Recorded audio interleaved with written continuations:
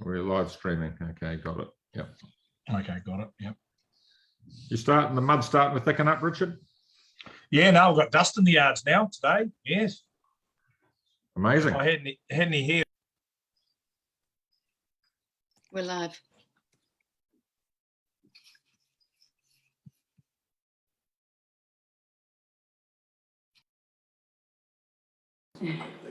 Thank you, everybody. Could we please stand, and Councillor Wilson is going to read Council. Thank you, Your Worship.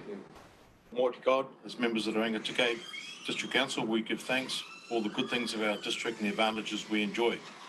We pray that you will give us wisdom and guidance as we conduct the affairs of this meeting. We pray for all our communities and the district we represent. Help us to be fair and honest in our discussions, and help us to work together for the unity, for the welfare of all your people. Amen. Thank you very much. So I did have a conversation with Councillor Rakawa the other day, and to be honest, I can't remember whether she said I can't be there, so I will put in an apology for her, rather than run the risk of getting that wrong. We have a number of councillors online. Has anybody heard from Councillor Ura? Well, I'll presume that she will join us, but could an apology be listed at this stage for lateness? And we'll see where we go to. Thank you. I'll remind councillors around the rules of conflict of interest. Normally on council we do have an acceptance of the minutes from the previous meeting. That will be done at the following council meeting. Is there any change of order of business? Sorry, we should just move and second those apologies. Yes, thank you. Tracy's just arrived. I'll move the apologies. Moving, Councillor Wilson seconding. All those in favour? Aye, carried. Could I just with Casey, I just want to give some extra time if it's possible. Yes, yeah. Please slow me down, or feel free to question. Thank you for taking that role today.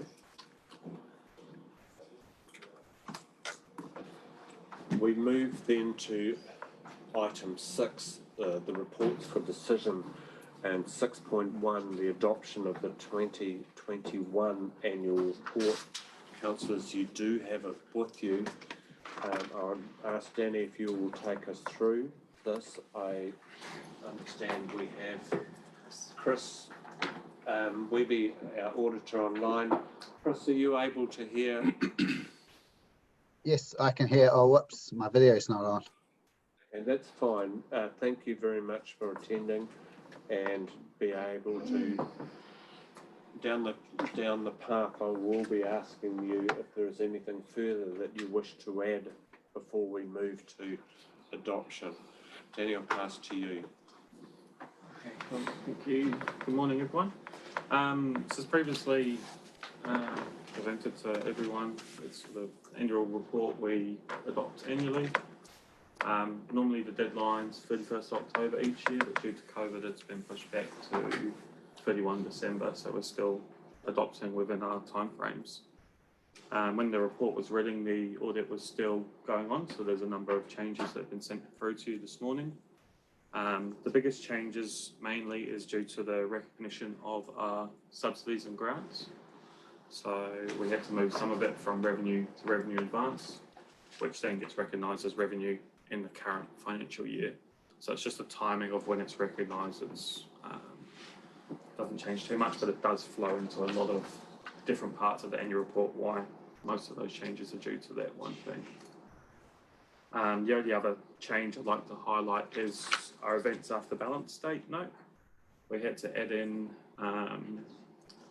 that New Zealand moved to the traffic light framework, and we also had to put in a disclosure around the storm events we had last week or the week before, just to say that there was some damage to our infrastructure, but currently we don't know the cost of that. The other amendments are sort of minor changes which don't change too much. But I'm happy to take any questions on any of the changes or. There's questions from councillors first. I have a couple of minor issues to raise. Danny, I don't see any need for substantive change, and I will be happy to move to sign off. There's just a couple of questions that I'd have, and I'd just like them explained, and it doesn't have to be at this meeting because I don't see them as being substantive in nature. But for instance, when we talk about rates revenue, referring to page 91, and I notice a drop in the general rates, very minor in nature in terms of 21 to 20. And I note also further in the report a drop in the number of rateable properties. And I just couldn't see the match between that and page 78 in terms of cash flow position with regard to rates. But I'm happy for you to take, and I'm sure that it's the explanation, not a substantive change. But at some stage, if I could have an understanding of that, I'd appreciate it. There was a drop in insurance values. It seemed to be a change in insurance values that was subject to changes that finance made, presumably. The insurance ones, that is direct correspondence I have with the insurance company, and those numbers came direct from Aon. I asked them for our declared values as at 30 June. Councillors, I'm referring to page 118. So in regards to that, that's direct numbers straight from the insurance company, and the other values come straight from our PPE note, the property, plant and equipment note, which states the values or our carrying amount values. But obviously the carrying amount and our replacement costs are completely different amounts recognised. I thought that may be some of the explanation around self-insurance, etc. So that was the only other question that I had to raise. And as I said, I don't see any need to delay signing off, but I just need to understand that a little bit further. Any further questions from councillors or councillors online?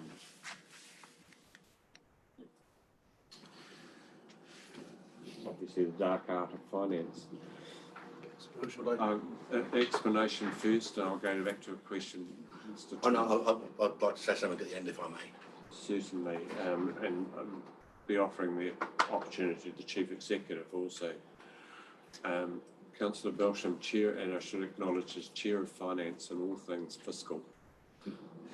Under complete guidance from the Chief of Financial Control. So just a question in regards with the information that was sent out this morning. So it's come out at reasonably short notice, but you're saying there's nothing significant in there. A lot of those are just typo and type information, because there are a number of items there that just briefly reading through them this morning. So you're confident that everything in there is.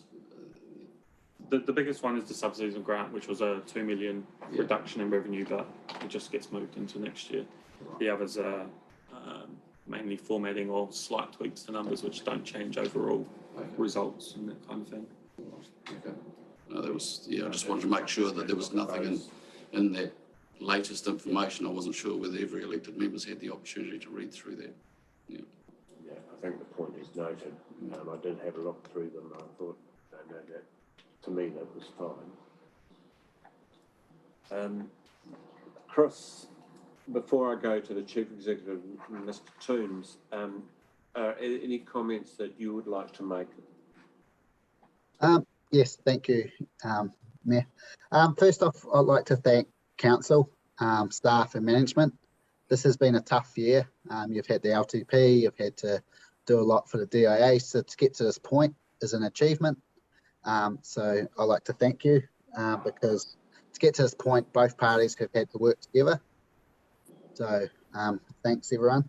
From our audit, there's no significant matters that need to be brought to your attention at this meeting.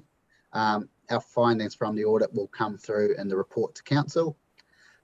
Just about the audit opinion, you'll see that the financial statements in that receive an unmodified opinion, but the service performance is receiving a qualified opinion, and that just relates to the completeness of the mandatory measures. So last year that was identified during this financial year. So as a completeness issue, there's nothing that you could do in this financial year to rectify it. So my understanding is that has been rectified. So next year you should receive a clean opinion over completeness for those current year results. And then there's just the emphasis of matter, and that relates to 3 warders. So what's happened is every council who have 3 warders that signed from 27th of October or afterwards have received the EOM, which just refers the reader to subsequent event note, just referring the reader to that note, which goes on about how the government has made an announcement to the 3 warders. So that doesn't affect your opinion, but it's just referring the reader to that part of your annual report. And I'm happy to take any questions you may have. Yeah, thank you. And certainly, Chris, my appreciation goes, you're absolutely right. It has been a difficult year in terms of COVID and all sorts of other issues and changes from government. So I have appreciated the relationship. I'll go to Mr. Toombs first, and I'll go next to the Chief Executive. I'm happy for Chief Executive to come in. Yeah. Thank you, Your Worship. I just would echo your appreciation for Audit New Zealand, Chris and his team. I guess a demonstration of how well it's worked is the lack of phone calls needed between Chris and I, and that's reflective of the effort I think that Audit New Zealand have put in the spirit in which they have worked and given us advice, and I thank Audit New Zealand as you already have. Sorry, just turn it. The other part of my gratitude is extended to my own team, to Dave, and particularly to Danny and to Leah. Danny's done all of the work that you see in front of you, and Leah has formatted it in a way in which I'm very, very proud of, and it's quite a significant change from what we've had in the past, and I do wish to thank in particular those 2 staff members. Dave, if I missed anyone that is due credit for this? Oh, a big team effort, but you're totally correct that Danny and Lee have done an outstanding job. Yeah. So I wish to put that on record. Thank you. Thank you. Have we taken a note of that? Thank you very much. So now need to go through some official process. So first of all, could somebody move the recommendation 1 that the adoption be received? Councillor Wilson moving. Councillor Carter, you prepared to second? Do you wish to speak to it? No. Put it straight to the vote. Those in favour? Those against? Carried. Thank you. Recommendation 2, that His Worship the Mayor and the Chief Executive be authorised to sign the letter of representation addressed to the Council's Auditor for the year ending. It can't be me. So Councillor Wilson moving. Yes. Sorry, Councillor Belsham moving. Councillor Wilson seconding. Yes. Are you happy to put it to the vote? Those in favour? Carried. Thank you. Could we just scroll on the screen, please? Recommendation 3, that the annual report 2021 with amendment, now presumably the amendment includes the tabled documents that you've received, be adopted, noting that the audit opinion and the final list of changes to be incorporated. So the amendment is important that it sits there. Councillor Dalgety, are you moving? Looking for a seconder to that. Councillor Duncan online. Thank you, Councillor. Do you wish to speak to it? I'll put it to the vote. Those in favour? Those against? Carried. Recommendation 4, that His Worship the Mayor and Chief Executive be delegated to approve the summary annual report 2021 once the final audit opinion is received. So this is a process thing. Councillor Wilson moving, looking for a seconder. Councillor Gordon seconding. Those in favour? Just perhaps a question on that. Does it need reference to the recommendation? Does it need reference to the amendments that were received today in that recommendation? If it doesn't, I'm quite happy. But I don't think it does, but I'll take guidance on this. The summary annual report is basically just the information at a real high level from the annual report, so the summary just flows straight from the annual report. thank you. Happy with the explanation? Yes, thank you. I'll put it to the vote. Those in favour? Those against? Carried. Thank you. And again, Chris, thank you very much. Thank you for your time at this meeting. We look forward to the process for next. Yeah. No, definitely no, thanks everyone, and yeah, next time hopefully I'll be out at the council meeting, audit and risk meeting today. We certainly hope that as well. We move on to item 6.2. This is the COVID-19 vaccine pass requirements within public facilities. We have the report. Will somebody move the reception of it? Thank you. Councillor Carter looking for a seconder too. Councillor Hero seconding. Those in favour? Those against? Carried. Thank you, Mr. Grant. Ms. Grant, do you want to take us through this, please? Yes, thank you, Your Worship, and good morning, everyone. So I will take the paper as read, but I'd like to highlight 3 areas that I believe will assist your consideration of this item. The first area I'd like to highlight is rapid antigen testing. So this is currently not widely available in the district, and where available, it's primarily used for domestic air travel requirements as well as travel across the Auckland border. By including rapid antigen testing in our policy, it future-proofs the requirements and provides an alternative pathway for those people who don't have access to a vaccine pass if and when testing becomes more readily available. I'd like to note that I did receive a question from an elected member regarding whether or not Council would consider funding and administering rapid antigen testing. And look, what I'd say to this is, should we choose to do that, we would need to have arrangements in place for an appropriate testing venue and a method for administering those tests outside our public facilities. And the associated costs of that would, of course, be unbudgeted. I've also received a question about whether PCR tests, which is the diagnostic testing, would be an acceptable alternative for rapid antigen tests. So that's not something we've included in the recommendation. And the reason for this is that the PCR tests are diagnostic, and what that would mean is that the person had been self-isolating due to either being symptomatic or due to being a close contact. So the rapid antigen tests are the tests that are used for the purpose of surveillance when the person's not symptomatic and isn't a close contact. And so that's what is deemed appropriate for an entry situation. I'd also like to highlight our other council facilities. So vaccination passes aren't being proposed for facilities such as our leased halls and our campgrounds.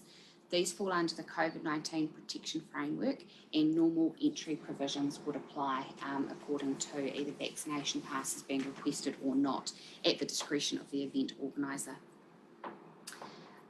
For facilities such as the Bulls Hall, if there was a health-related event such as a vaccination clinic where vaccination passes couldn't be requested, then we would ensure separate access to the hall.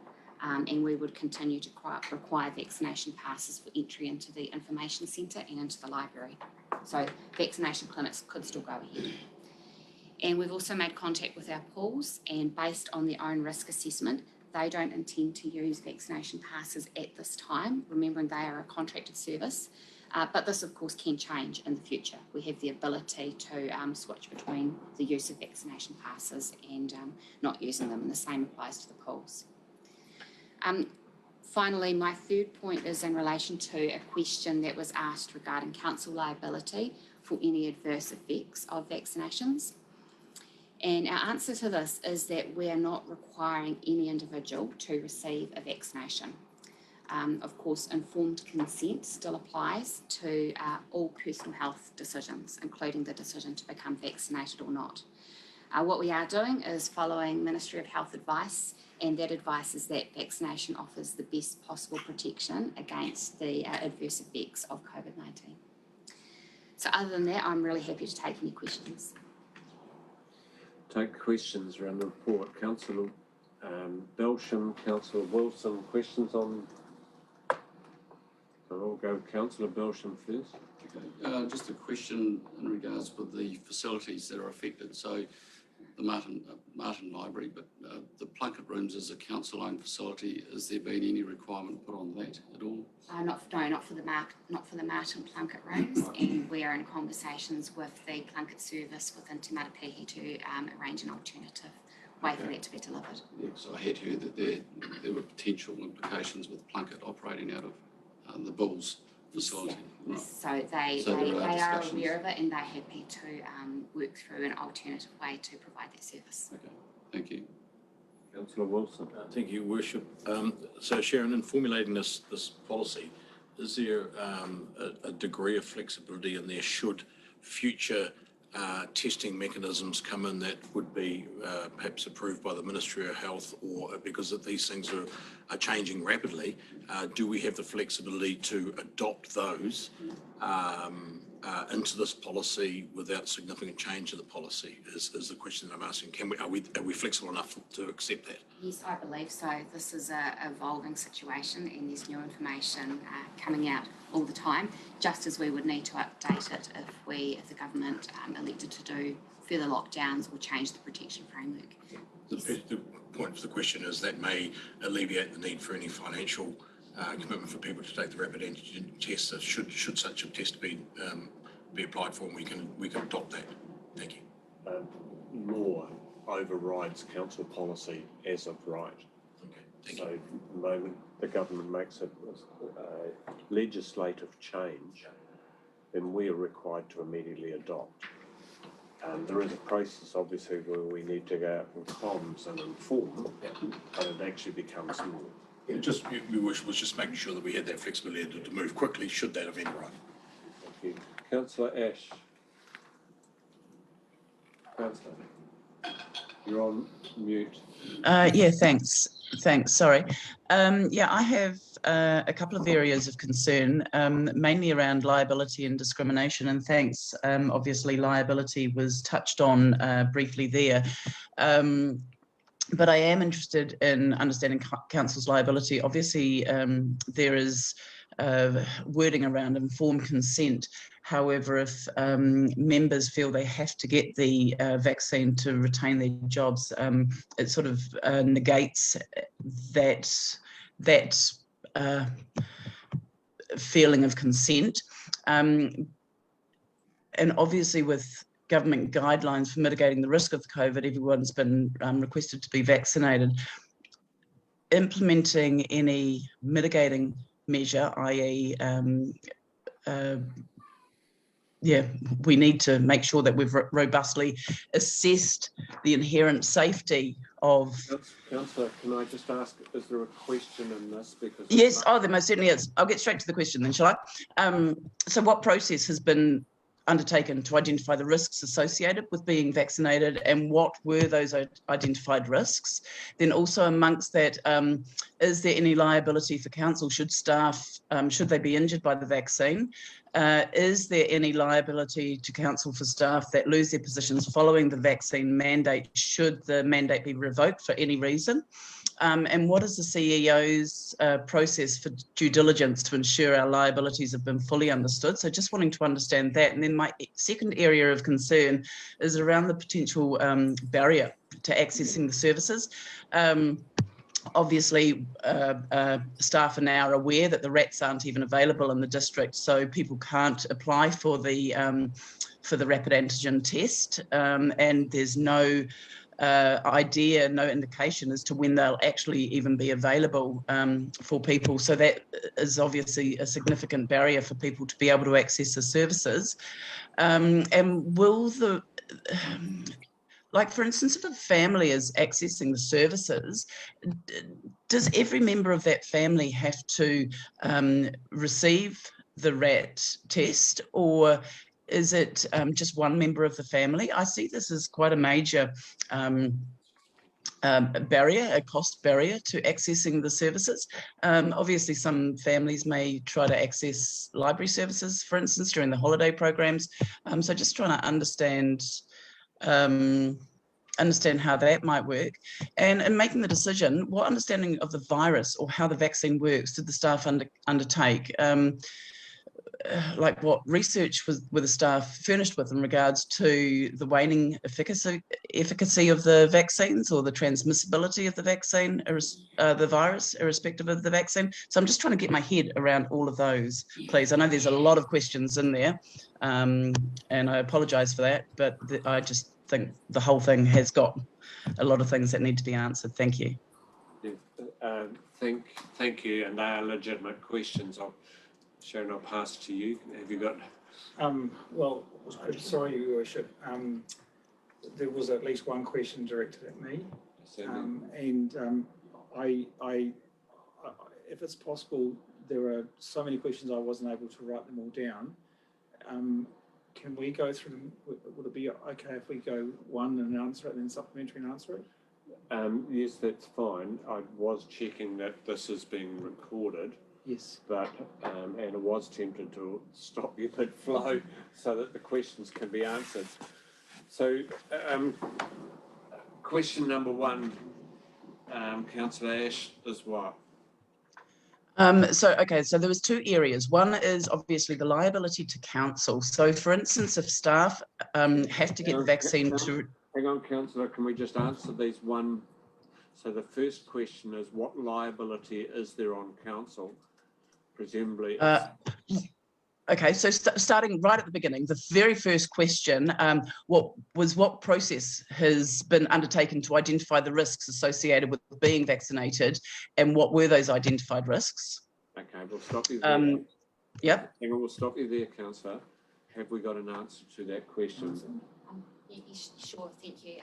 The assessment undertaken was to follow the Ministry of Health advice, which recommends vaccinations as the best possible protection against the effects of COVID-19.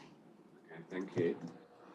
Is there any liability for council should staff be injured by the vaccine? So that's question number 2, around liability to council for staff injured by the vaccine.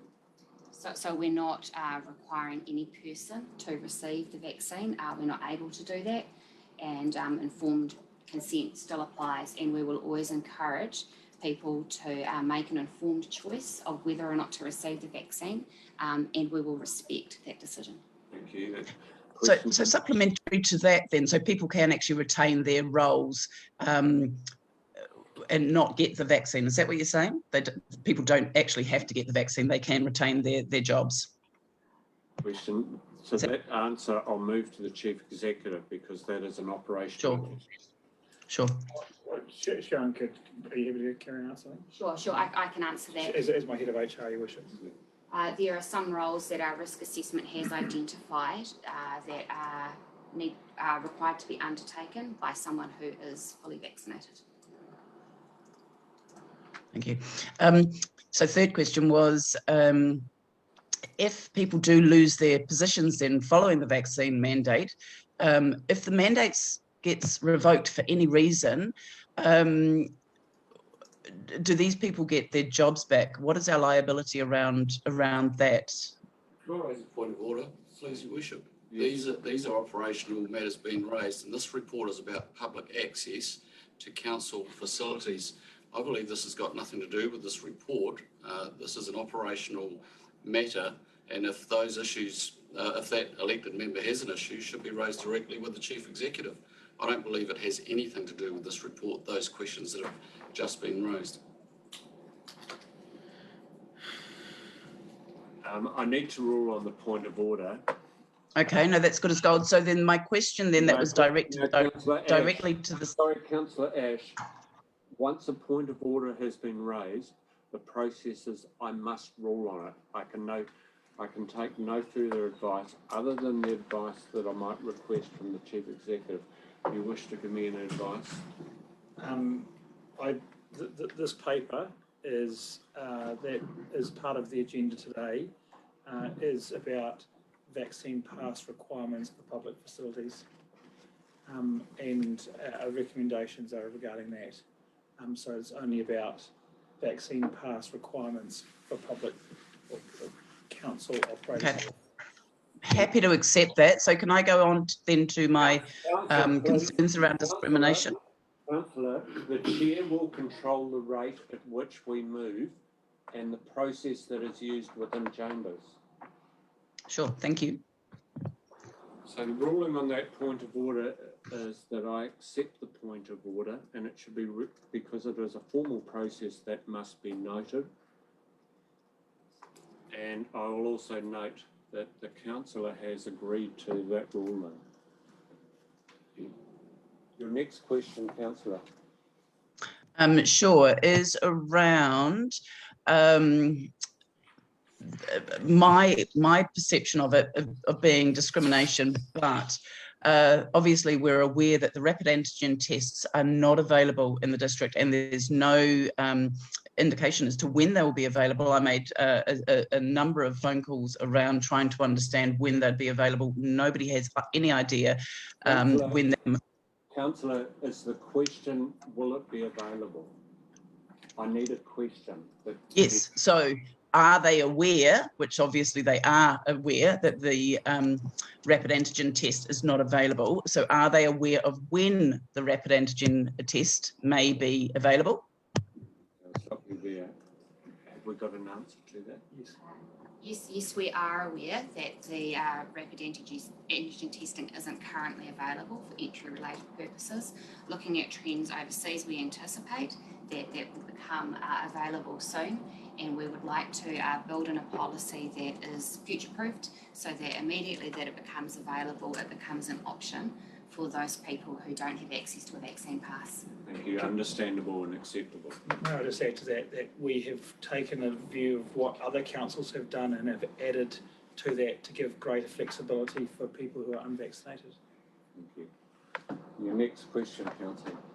Is around, should like a family be accessing a facility such as a library, would just one member of that family be required to take that test, or would the entire family, each member of the family, be required to take the test? The answer to that question? So anyone entering the facility needs to provide either a vaccine pass or a test result when it becomes available. The only exception to that is if it's a child under the age at which they're eligible to be vaccinated. So yes, the whole family would be required to. So for instance, just for clarity, so a mum with say 4 children would be looking at 5 tests of an unknown dollar amount, is that correct? Or 5 vaccine passes, unless those children were under the age where they are eligible to be vaccinated. Under 5, is that right, as of January? Thank you. Is that how I understand it? Okay, so your next question. And then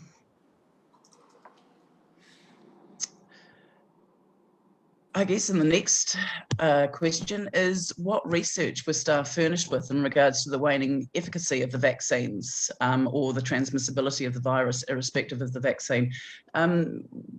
Was it just taken by the MOH directive, or was there any extra research undertaken? I can rule on that one as well. I think in terms of the reports today around entrance to facilities and not around the process that government has gone through to give us advice. So we have been given, where the answer was previously, we are following the advice given to us through the DHP and health services. Is that correct? Yes, that's correct. Beautiful. Thank you. That's all my questions. Thank you. Councillor Gordon.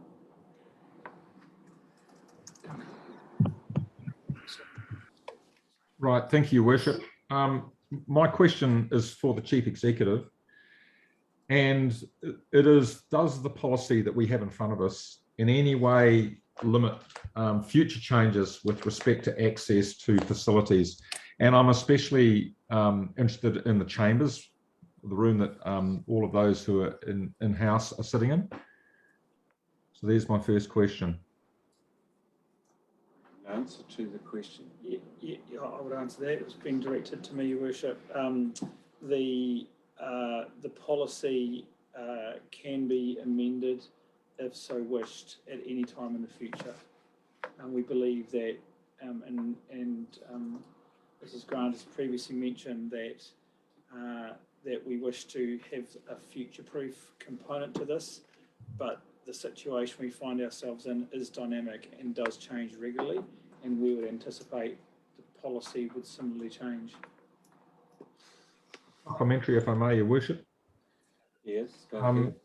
Does the Chief Executive and the staff have a list of trigger points at which changes may be required?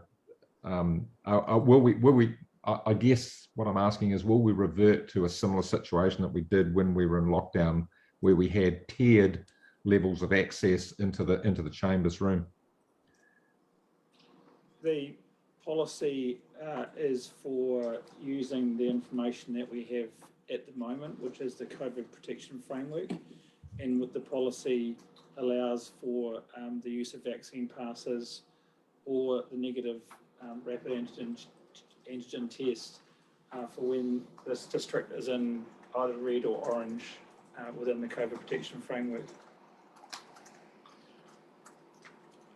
Sorry, I may not have answered fully the councillor's question. It's difficult for me to predict what changes might come in the future, in which case I'll just refer to my earlier answer, which would be that we would be dynamic in such an environment. Thank you. I have a question from Councillor Duncan. Councillor. Thank you. Thank you, Sharon, for this report and staff. I have a question around libraries, particularly, being that they contribute so significantly to public good, and they're such an essential service. I don't know whether they're designated as essential service, but is there a possibility for us to feed into LGNZ and therefore into government the fact that we want to facilitate people coming into our libraries and information centres and obviously our council services as well as possible, and therefore feedback into government that subsidising these tests in any way possible and making them more available. Councillor, to do that, I would be looking for a separate recommendation on advocacy back to LGNZ or government, and probably I'd ask for that to be treated as a separate recommendation. Well, I'd be very happy to make that recommendation, Your Worship. Well, you'll certainly have that opportunity if you wish to do that. Councillors, what I am looking for at this stage, we've had a series of questions as somebody to move a recommendation, so then we become speakers to a motion.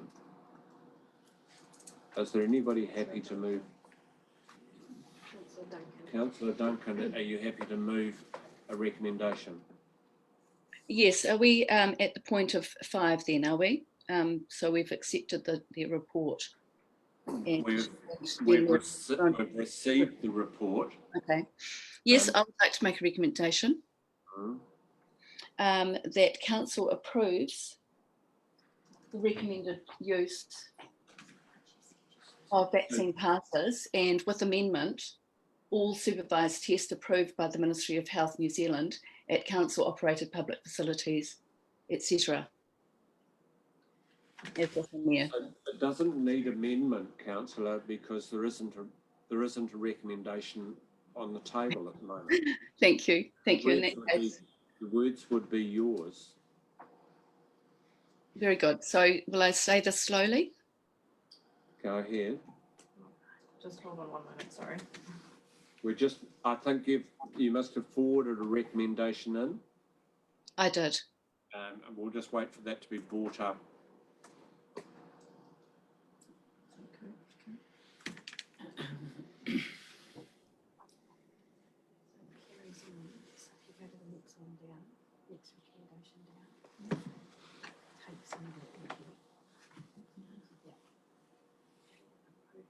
At all, so go right, next one down, go to the next line up. Yep, just copy that. And then paste it there and just put the word event in. Just excuse the format. No, that's No, fine. not that one, That's sorry, fine. the other council. Yeah, sorry. Okay, we changed the right.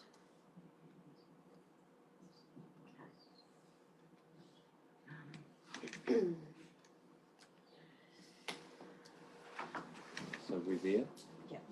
So, councillors, I have in front of me a recommendation that council approves the recommended use of vaccine passes and all supervised tests approved by the Ministry of Health at council-operated public facilities when the Rangatahi district is at the red or orange settings of the New Zealand COVID-19 protection framework.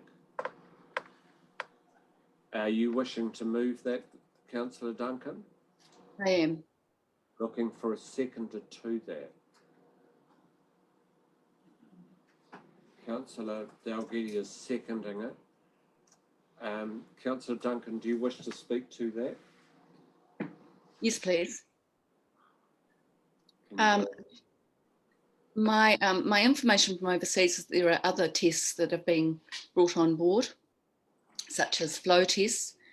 I'm sorry, excuse me, I don't know the official name of that, but that's what they're calling them, which are basically a saliva test. And they're much more easily administered and used. And but also this also captures the fact that there will be people who have negative PCR tests, which are diagnostic tests, as you know, and therefore in some ways better. They'll be having those for travel throughout New Zealand, and they could then use those tests at a library facility, information centre or council office with confidence, and use that 72-hour or 48-hour period to do their business. So it's just enabling more people to use our facilities safely. So this doesn't rule out the section about antigen testing. What it does is open the door to other approved processes in your mind. Is that correct, Councillor? That's correct. There's some hands going up around wanting to speak to this. It's actually a question. But is there a clarification question in this? Clarification. So the statement and all supervised tests approved by the Ministry of Counsel, does that statement allow for the outcomes of those tests as it's worded? Because they could be a positive test as that's worded. I'd like to see some clarification on it. Clarification. Yes. Clarification from staff to Chief Executive. I might start and ask Mrs. Grant to follow if I may, Your Worship. The councillor has proposed this, has specifically talked about two other tests. The rapid antigen test that Mrs. Grant outlined earlier is a surveillance test.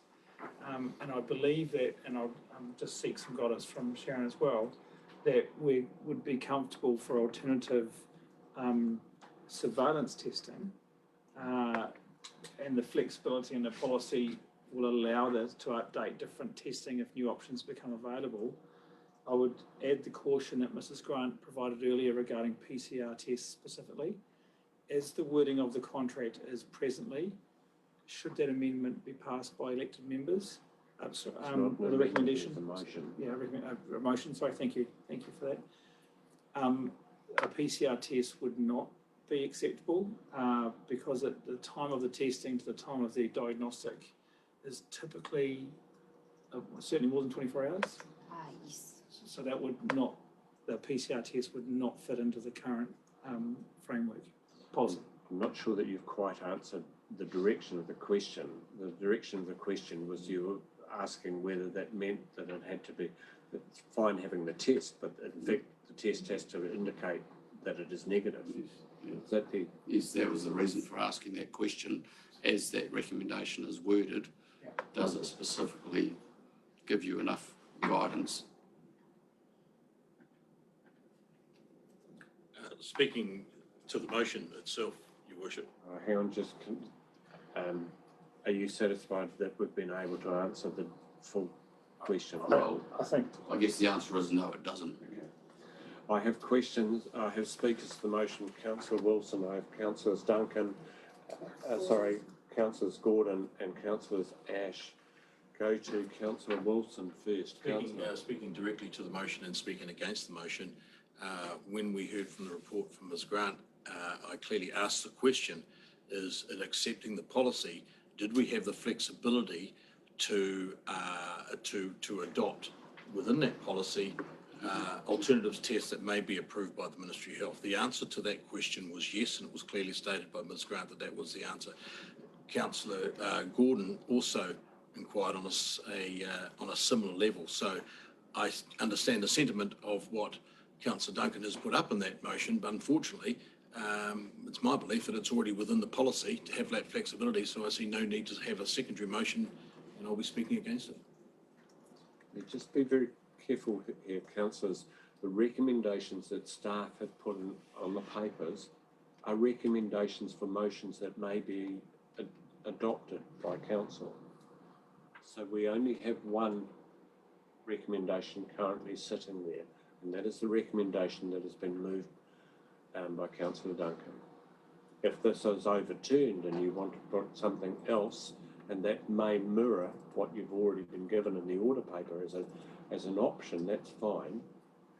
But that is the only one that sits currently in front of us as councillors.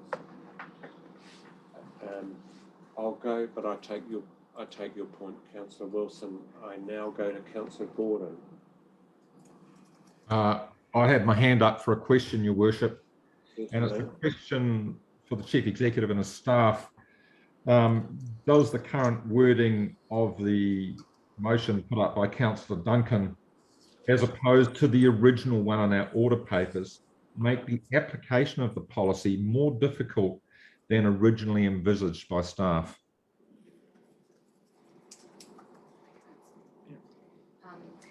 I believe what it does is it opens up the recommendation beyond rapid testing, and the reason for the rapid antigen testing, the reason it was included in the recommendation is because it's non-diagnostic, it's surveillance and it's rapid, so the result comes through immediately, meaning that we are able to be confident that that's the negative result within the last 24 hours. So more difficult, yes. Yes. Okay, got an answer. Subsequent, if I may, Your Worship, those other potential tests, are they available in real time now or in the near future? No. As far as you know. The testing I'm aware of that is growing in availability is the rapid antigen test. Okay, thank you. Thank you. Go to Councillor Ash. Councillor. So this is your opportunity to speak to the motion, Councillor. You're on mute. You're on mute, Councillor. Here we go. Is that better? Better, Can you hear me? Yeah. Unfortunately, this doesn't sit well with me at all. I don't see that there's any way that anyone with common sense or compassion can agree to implement the framework. In my mind, it amounts to medical apartheid, and it's not based on any meaningful science. Councillor, please be very careful here. If you're accusing a person of putting an apartheid-type statement to councillors. I am being very careful, and I stand by it as well. we've been given advice by MOH, not legislation. It hasn't come through government. So anyone agreeing to this is choosing to discriminate against a portion of our communities, which doesn't sit well with me. It's not something that I feel comfortable at all.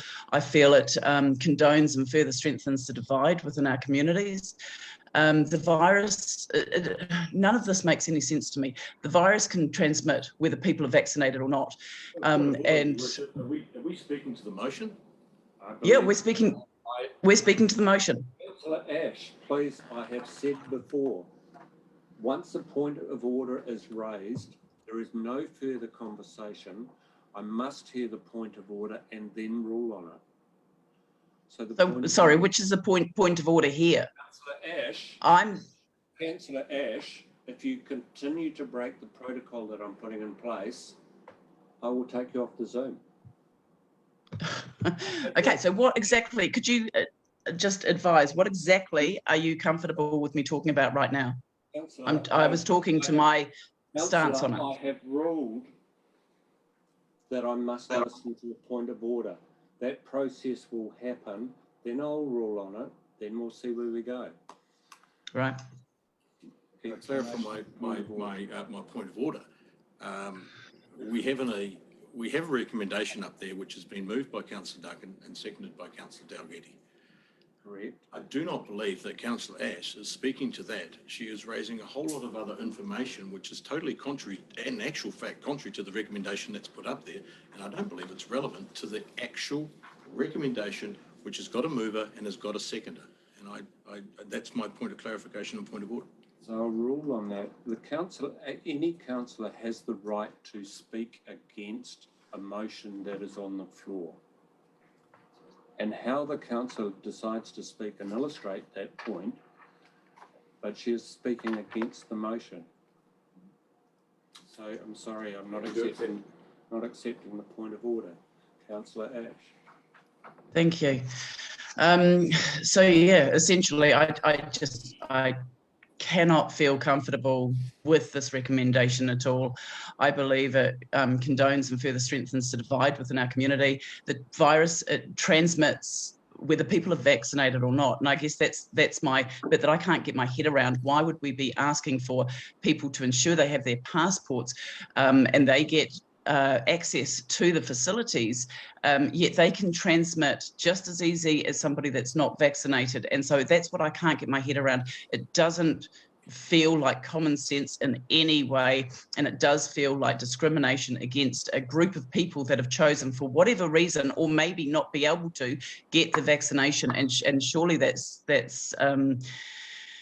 choice. Now, the vaccination, obviously, we'll all be aware, potentially the evidence is it reduces the symptoms, but it seems like the efficacy that's coming out is waning, and in some cases it's less than a month. So it doesn't, putting in this requirement for passports doesn't make any sense to me if it's health that we're looking at. If we're trying to protect the health of people that are using the facilities, just putting that measure in just doesn't make any sense with the information that's coming out. What's more, with Omicron as well, we're hearing that it has, I mean, that's a completely side point, but it doesn't seem as aggressive as previous variants of COVID. But yeah, bottom line is there's no way that I can actually feel comfortable with agreeing to this. We've heard the antigen tests are not available, so it's definitely a barrier to people. The cost remains a barrier when the antigen tests are available for people to access the facilities, but essentially you're choosing to allow for discrimination against a group of people within the community for whatever reason, whatever their reason is that they don't feel they can get a vaccination. You're choosing. This is not legislation. You're choosing to discriminate against them, and the science doesn't back it up, and I just don't feel comfortable. I will be very strongly voting against this. Thank you. And that, Councillor, is absolutely your right. Are there any other speakers to the motion? Right, I'll go back to the mover. Do you wish to write a reply? Councillor Duncan moved. Councillor. Thank you. Yes, and thank you, Councillor Ash. That was bravely said, and I don't disagree with very much of anything that you said. So I really would like to thank you for that. I also would like to say, however, that I know that we as local government are needing to toe the line, and our staff have put this in place because of their concerns for their own safety and for the safety of the public. And I very much respect that. And I am trying to work with the tools that we've been given. And that's why I'm trying to open this up as much as possible to all tests that are legitimate and recognised by the Ministry of Health.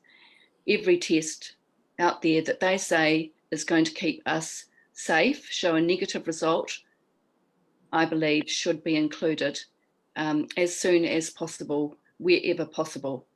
And at the moment, PCR tests are required for people doing surgery. All of those very important things, they use that test, and they have said it is valid for 72 hours. I see that Air New Zealand has now brought that down to 48 hours. Even so, it's still valid. And that's why I just believe that if we say all tests that show a negative result, if that would help with Councillor Belsham's concerns, perhaps those words need to be included. But all tests Councillor, are you now suggesting an amendment to your own motion? Well, I just want to facilitate us to be as yes, perhaps if you believe those three words would make the difference, that show a negative result. Sorry, five words. Well, for that to happen, Councillor, you can't move an amendment at this stage, so you may end up voting against your motion in terms of including other words. So if the motion fails, then we're back to square one. Sorry, can I just make the point, Your Worship? Sorry. Certainly. That in the original recommendation from staff, it didn't actually use that show a negative result, because I believe that it is implicit within it. However, correct. I want to be... Correct, Councillor, but I can only rule on the motion that is on the floor that everybody has the right to speak to. That process is finished. So if you want anything extra included, I'm sorry, it has to be a new motion. So I will deem that your right of reply has concluded. How you vote in that right to it is your issue. But I'll put the motion to the vote. So this is the motion as it stands. Those in favour? Those against? 3.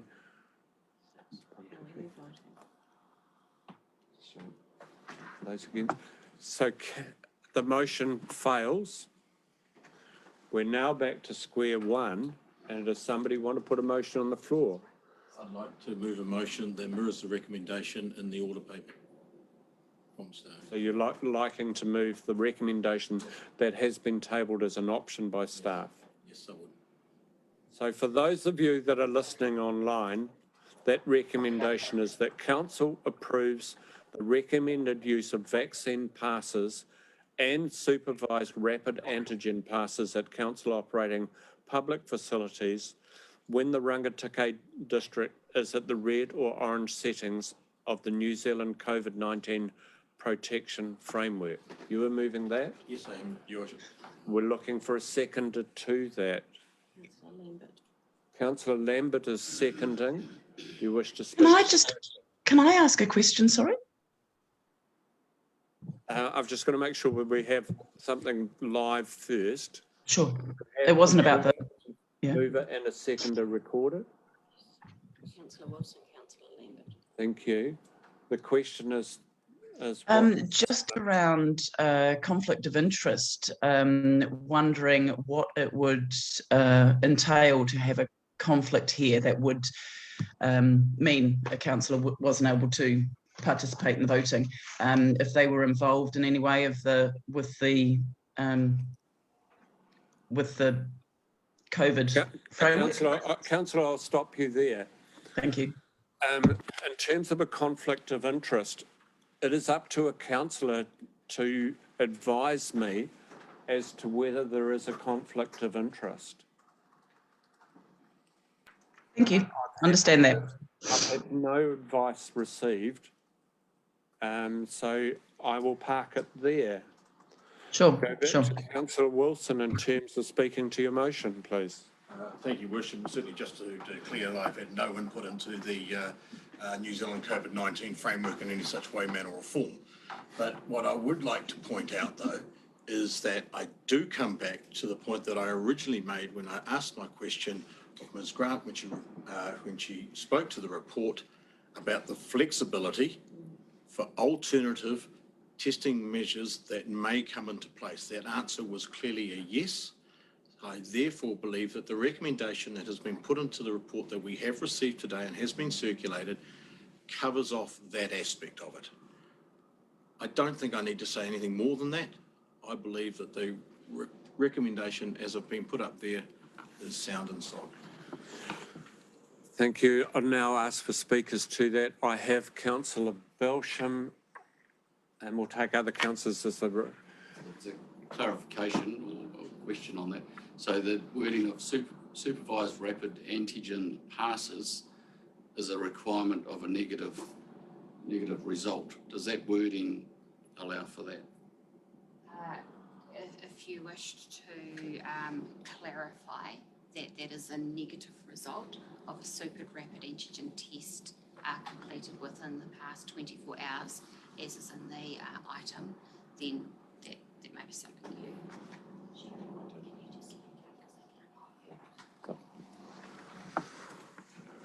Yeah, the question was, does that wording allow for reflection back into the policy to allow for negative test results? That's really what that recommendation will refer back to the policy.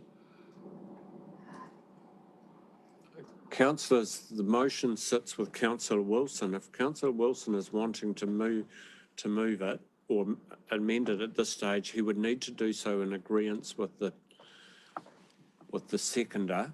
Otherwise, we need to go through a formal process. I don't believe that if you're asking me, Your Worship, I don't believe the policy needs amendment. Right. I don't think the recommendation needs amendment, and I think that's clearly stated in the policy. So, absolutely correctly. So we have a motion on the floor, we have a seconder on the floor, that motion is live. If you disagree with it and it fails, then you have an option of including something. So that's the point of clarification. We're looking for speakers to the motion. Councillor Duncan. Thank you. I would like to speak against this because once again, I think it is prescriptive. It includes supervised rapid antigen passes, it says there, which we have been told aren't available, and yet it doesn't mention other things such as flow tests that aren't available as well at the moment. And it doesn't include PCR tests, which are available at the moment and are used by large businesses such as Air New Zealand for people sitting right next to each other in planes. And I believe that they should be included so that people can use those windows of opportunity to do their business with us as we are, in fact, here for them. Thank you. I have Councillor Lambert next. Councillor. Yes, I just speaking to wholeheartedly endorse what Councillor Wilson said. I think it's a fluid, it's a changing situation, and I think the report, the recommendation covers any changes that will be brought about, and it's just basically to wholeheartedly endorse the work that's been done on it. I think it's great.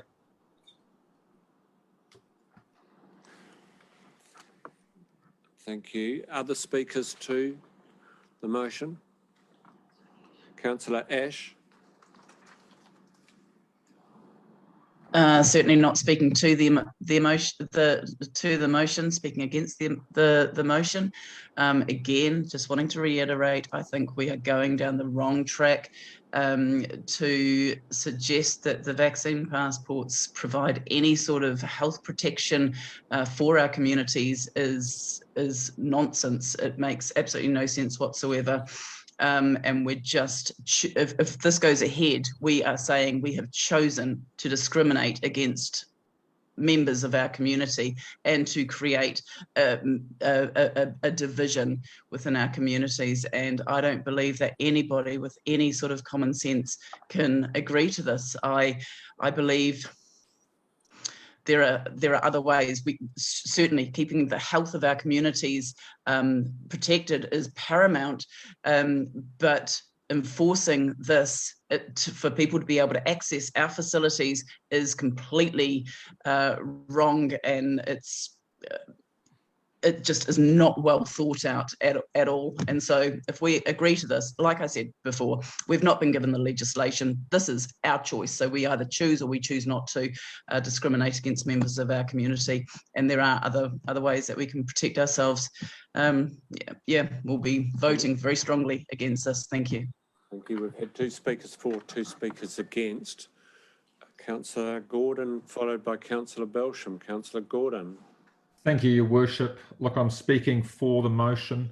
I think we need to get a little bit of perspective here, folks. We're in the middle of a pandemic. People die. Do we have all the best tools? Not necessarily. Are we using or trying to use all the ones that are available to us right now? Yes, we are. And this is about protecting the health of our public, protecting the health of our staff. We have to take measures that in an ordinary situation in real life, if there wasn't a pandemic present, we're having to take measures that we wouldn't normally use. But this is not normal. Although with the way this pandemic is progressing, it may be the new normal. So I'm voting for the motion. We've heard that in the future, if there are other stuff available, that we will be using it. So I feel a lot of the talk against this motion is just obfuscation. We need to get on with it. Thank you.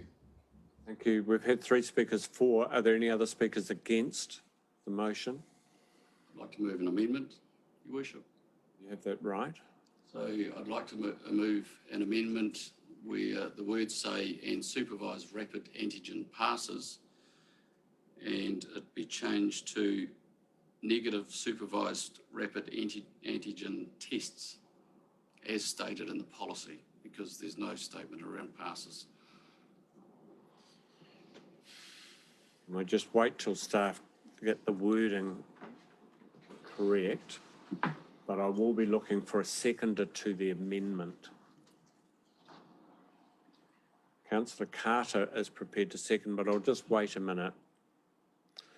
While we're doing that, councillors, in light that a councillor has raised the possibility of someone having a conflict of interest, I will formally ask, for the record, are there any conflicts of interest to be raised by councillors with regard to this matter?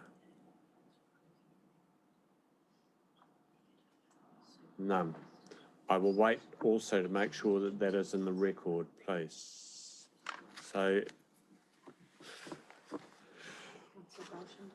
Yes, that's correct wording. So, can we just wait, Carol?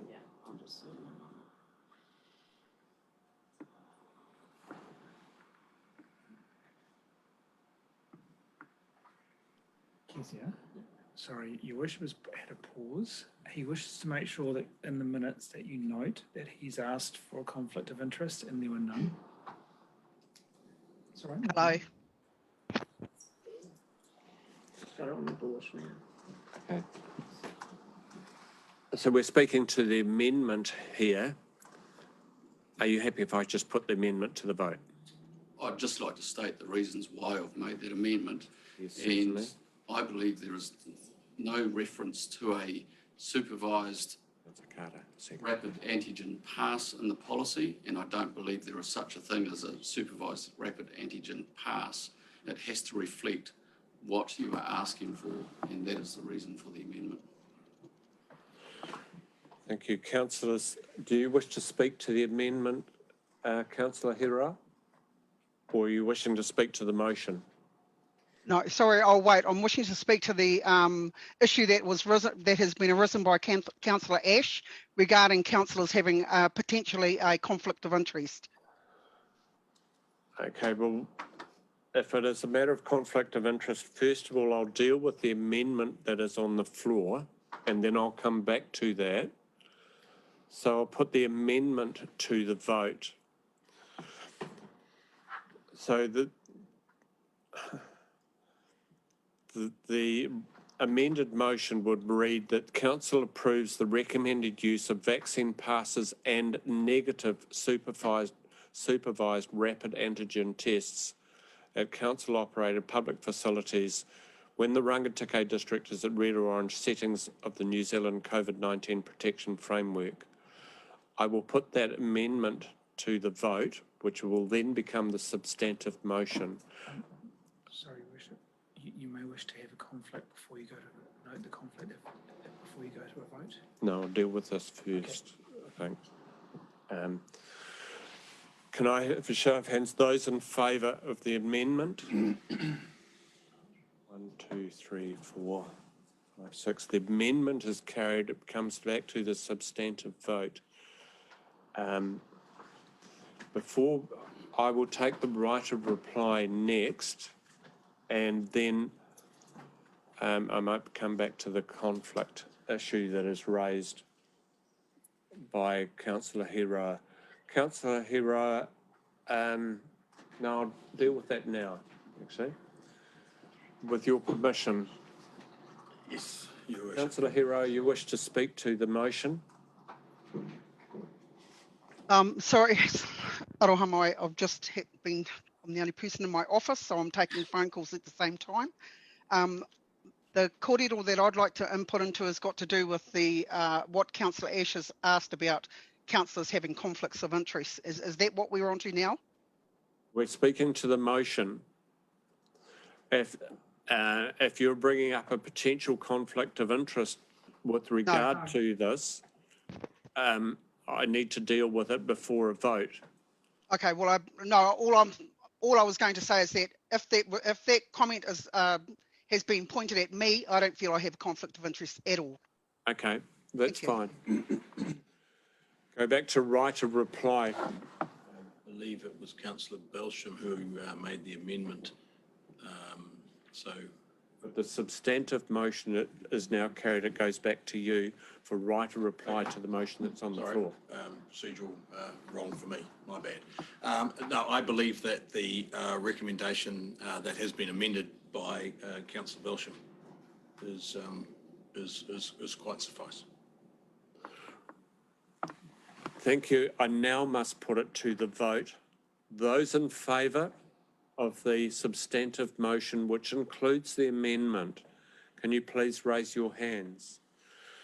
So I have 1, 2, 3, 4, 5. Multiple. The motion is carried. Thank you very much. There any other matter that I have to deal with regards to this item? Staff, councillors? Thank you. That brings us to the end. There's no further matters that I need to raise other than motion to public excluded. So would somebody like to move? Sorry, could I have it noted that I voted against that, please? Certainly. Can the record show that Councillor Ash voted against the motion? And Councillor Duncan. And Councillor Duncan. Councillors Ash and Duncan voted against. Thank you. Would somebody like to move 7, that we move into public excluded for the reasons given? Councillor Wilson, Councillor Belsham. Those in favour? Those against? Carried. And at time. 2-minute break. We'll take a 5-minute break, councillors.